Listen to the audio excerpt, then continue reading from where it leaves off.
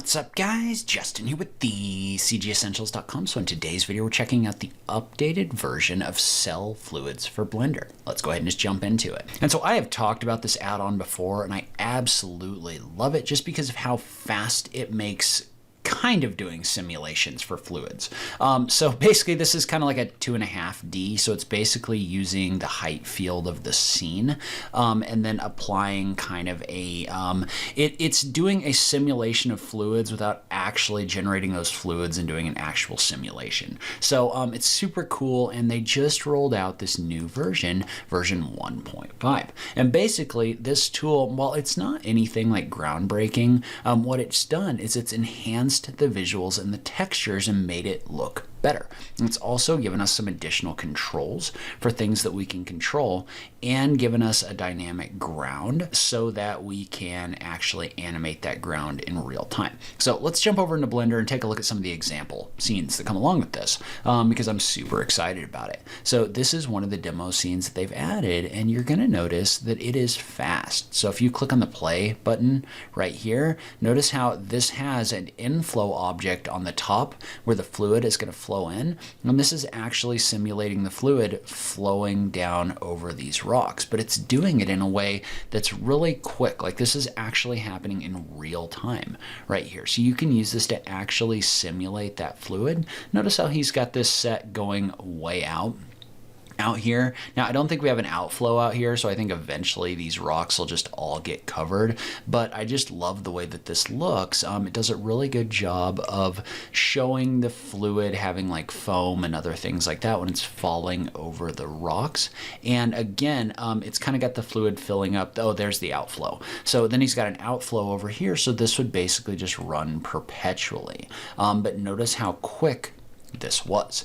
Now, one of the cool things about this new version is we've got the ability in here to adjust things like your foam probability, your splash density, other things like that. So let's pick open another one of the examples. So we're going to open up the example scene with the boat. And note what the boat is doing is it's just kind of moving through the fluid, and this is like simulating the way the fluid is going to react in here. Now, one of the cool things about this fluid and this simulation is if we select it, notice how we've got the option to set how quickly foam dissolves if the foam is created in here. So when this runs, right, say that we set the foam dissolve speed to something really low, notice how we're getting a lot more foam on this water than we were previously. However, if we reset it and we set that foam dissolve speed to something fast, like this, notice how we're going to get some foam in here, but then that foam goes away really quickly. So you can set if this water kind of stays foamy or not when it's interacting with this object right here. All right, so remember that whenever you make a change in a simulation like this one, you need to restart this. But let's say that we set the splash density, which is another new feature, down to something low, like 0.25. I'm just going to let this boat kind of move in a circle really quick. Then I'm going to pause this. So notice how right here, if that splash density is set to low, you're getting a lot fewer splashes in here when this boat is interacting with the water. But if you were to reset that, and then let's set that splash density to like 10, so something kind of high, and then we're going to run this, notice how you're getting a lot more splashes behind the boat. So again, it's just giving you like a ton of control over the result that you can create. And again, this is in like real time, which is super cool. So we've got this in here, and this is actually adjusting this and running this with our changes in real time. Now we've also got options for like our noise displacement. We can adjust that. So say we were to set that to like 0.1, notice how our noise in here is going to be a lot lower than if we set this to something high. Now, obviously, you don't want to go super high in here, other than this is kind of interesting to watch. So you don't want to go that high, but you've got control over the amount of noise that's being generated in your result as well. Again, giving you a lot more fine control over the overall fluid simulation. So super excited to see this, and as always, I think these fluids look really good. This is something that you could definitely use to kind of fake a fluid simulation. Like this is obviously not like a full-on fluid simulation like you would do with flip fluids or something like that. That's part of why I love this though, is that it's super fast. And so just to make sure I'm adding a little bit of value with this video, let's say that we wanted to set up a scene. So I'm going to show you how to do that real quick with cell fluids in case you want to try it out. So let's do a file new. We're going to add a general. And in this case, I'm going to move my default dog out of the way. And I'm going to go into the cell fluids option and add a new fluid. And need to move Bonnie a little bit further over here, like this. And so right now, if we were to run this, nothing's really going to happen, right? So I'm running this, but there's no actual fluid coming in here. So the reason for that is because we need to add an initial ground right here, or an initial fluid. So in this case, what I would do is I would just add a cube in here, and we're just going to scale it. So we're going to make it bigger like this. Scale it on the z-axis. Move it up, and what that's going to be is that's going to be my initial fluid. And so when I click in here, I need to put this fluid in a collection. So we're going to click right here to create a collection. We're going to drag our cube into our initial fluid, like this. And so what that's going to do, and I'm going to hide the cube itself, that's going to set the baseline of the water right here, like this. All right, so now what I did is I just added an object right here. And what that object is going to act as a ground. Now at the moment, it's not actually doing anything. But if we click into our fluid simulation right here, notice how I've created collections both for ground and dynamic ground, just to show you the difference. So if I set my ground and I bring this cube in here, all this is going to do is it's just going to use this object to simulate the way that your fluid is interacting with this object. So notice how you get this kind of like fuzziness around the outside, but if I like move it around, it's not actually going to do anything. However, if I restart the simulation, I move that cube into the dynamic ground, this now gives you the ability inside of cell fluids in order to use a dynamic ground to affect this, meaning your ground can move around.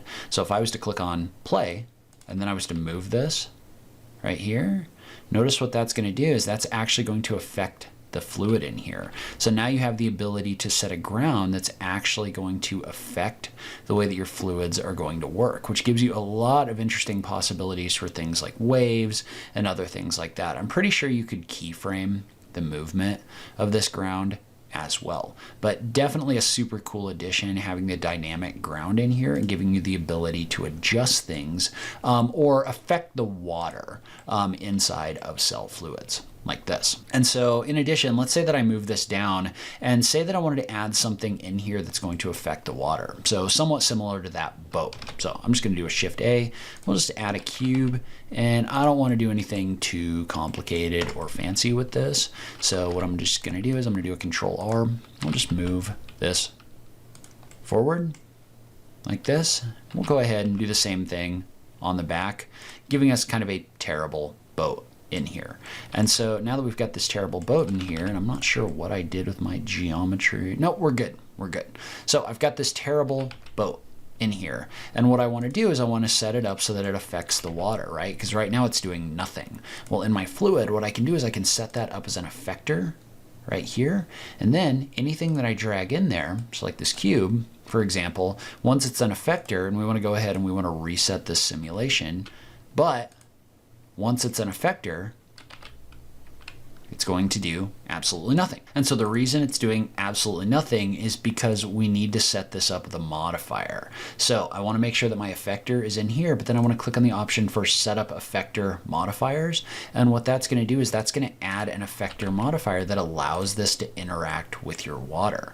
All right, so if you click on it, notice how now it has an effector modifier in here. What that means is that now this object is going to affect my fluid like this. So you can use those effectors in order to add objects in here like this. And you can adjust things like the strength. So if I bring that velocity scale down in here, notice how it's going to affect that water differently than if I bring the velocity scale up. So you can kind of mess around with that a little bit in order to see what kind of results that you get. But you could also come in here and you could adjust things like your foam dissolve speed. So if I adjust my foam dissolve speed, then if this generates foam in here, that foam is not going to go away as quickly. So I can obviously use this in order to start adding things like foaminess to my water. So now we've got a very simple fluid simulation in here. Now say you wanted to do something different, say you wanted the water to flow in instead of having this initial volume, what you could do is you could get rid of the initial fluid. So I'm going to get rid of the initial fluid right here. And we'll just delete that object. So now I don't have any fluid in here. But what I've done is I've deleted out that initial volume of fluid. And what I want to do instead is I want to generate something that's actually going to flow fluid in here. So to do that, I'm just going to do a Shift A and I'm going to add a cube. I'm going to move that cube up here like this. And within the fluid settings, I want to make sure that I've added an inflow collection. That allows you to set an object from which fluid is going to flow. And you can see how when we did that, this actually generated that inflow of fluid. So that fluid is now going to flow in from wherever this object is. And notice I can move that around like this. So we could set this up where that fluid is going to flow in this direction. And so this is just going to fill up over time. Now what you might do in this situation though is you might add another object. So I'm just going to take this object, I'm going to duplicate it, and that's going to get a little weird because it's in the inflow collection right now. But what I'm going to do is I'm going to, within my fluid settings, I'm going to add an outflow, and that's where the fluid is going to flow out. And so that second cube that I created needs to go in the outflow. So what that means is that the fluid is going to flow out over here. And so that can get interesting because you could scale this in a direction like this and use it almost as like a trench drain or like a longer drain. Now you're going to want to make sure that you apply your rotation and scale when you do that, but notice how that's going to give your fluid somewhere to go out, and you can kind of see that happening over here. And again, depending on the power of what you want, or depending on the result that you want, you could bring that foam probability down in order to make this fluid less foamy right here. And you could also bring that splash density down, just depending on how much noise you want occurring in here, how much stuff you want occurring in here. But then we could also edit this one, make it longer. Notice how that's going to give us more fluid coming in like this. So tons of options, and notice how this is just fast. Like it's super fast to do these simulations in here. I just love playing around with this tool because it is so quick to work with. All right, so that's where I'm in this video. Leave a comment below. Let me know what you think about cell fluids. I'm super excited to see this new addition. It seems to have taken a great add-on and made it even better. But I'd love to hear from you in the comments down below. As always, thank you so much for taking the time to watch this, and I'll catch you in the next video. Thanks, guys.